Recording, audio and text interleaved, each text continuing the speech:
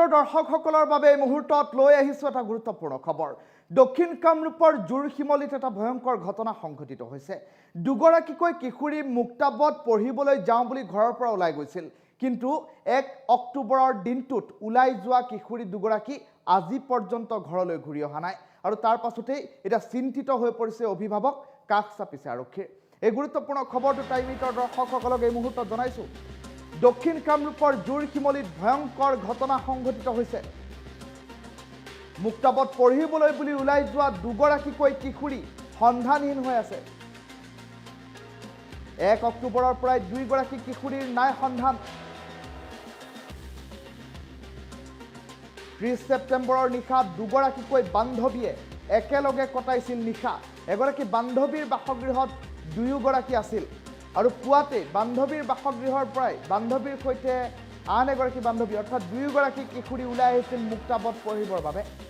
জুৰশিমলীৰ topper পথাৰত সংঘটিত হৈছে এই ঘটনা সন্দৰ্ভত আৰক্ষীৰ কাষ চাপিছে কিশোৰী দুগৰাকীৰ পৰিয়ালৰ লোক।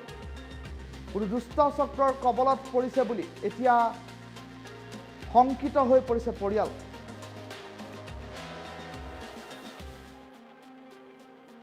1 অক্টোবৰৰ পৰাই 2 গৰাকী কিশোৰীৰ সন্ধান নাই। জুৰশিমলী আৰক্ষী চকীত এজাহাৰ দাখিল কৰিছে। ঘটনা সন্দৰ্ভত এতিয়া পৰিয়ালৰ লোক শংকিত হৈ পৰা পৰিলক্ষিত হৈছে। পুৱাতে 2 মুক্তাবত পঢ়িবলৈ ওলাই গৈছিল ঘৰৰ পৰা। 2 গৰাকীকৈ কিশোৰী, এগৰাকী 14 বছৰীয়া, আনগৰাকী 13 বছৰীয়া।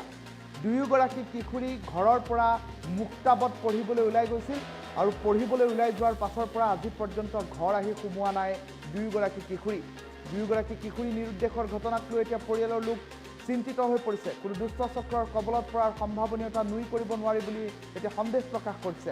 আৰু তেনে পৰিপ্ৰেক্ষিতত সমগ্ৰ ঘটনা সন্দৰ্ভত জুৰশিমলী আৰক্ষী চকীত এতিয়া ৰুজু কৰিছে গোচৰ। সমগ্ৰ ঘটনা সন্দৰ্ভত জুৰশিমলী আৰক্ষীয়ে তদন্ত প্ৰক্ৰিয়া ক্ষিপ্ৰতাৰে আৰম্ভ কৰাৰ আশ্বাস প্ৰদান কৰিছে পৰিয়াল দুটিক।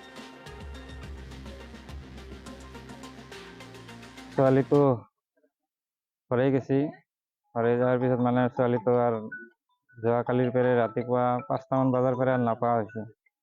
ছোৱালীৰ লগত আৰু কোনোবা আছিল? ছোৱালীৰ লগত তাৰ এটা ফ্ৰেণ্ড আছিল। ফ্ৰেণ্ডটো লগতে লৈ কেনে মানে ক'ত গৈছে নাপা হৈছে। ঘৰৰ পৰা কি কৈ গৈছিল? ঘৰৰ পৰা সেই আমাৰ মাক কৈ গৈছে যে মুক্তাবত যাব বুলি। আমি নগাঁও মেডিকেলত আছিলোঁ। মেডিকেলত কিয় গৈছিল? মেডিকেলত গৈছোঁ, আমাৰ ডাঙৰ ল'ৰা এটা এক্সিডেণ্ট হৈছে, তাক চিকিৎসা কৰিবলৈ গৈছোঁ।